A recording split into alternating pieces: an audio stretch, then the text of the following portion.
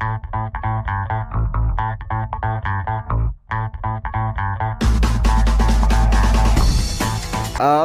feel like nothing has changed. I feel like life just goes by.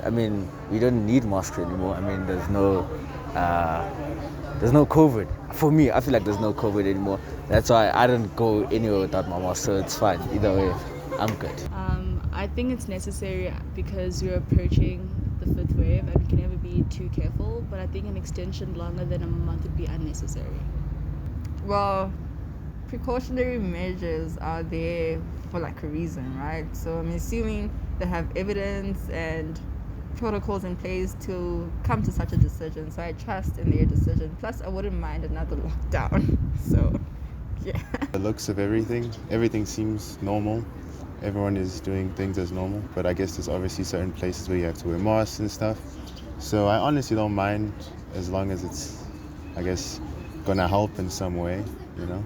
I think I have like a lot of mixed feelings about it. I'm not actually sure how to feel about it because I feel like the government has too much power when you like say that.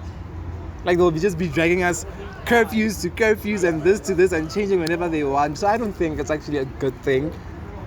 I'm on the other side. I actually think that the state of disaster, as much as we hate it, but the fact that it's like kind of like a safety net. So if another wave does come, at least we know that, we can go into lockdown, we can implement like stricter structures. Because what happens if people die? Because, COVID is serious and we always forget that. So Very disappointed in the government because COVID is basically old news now. The new thing is Russia, Ukraine.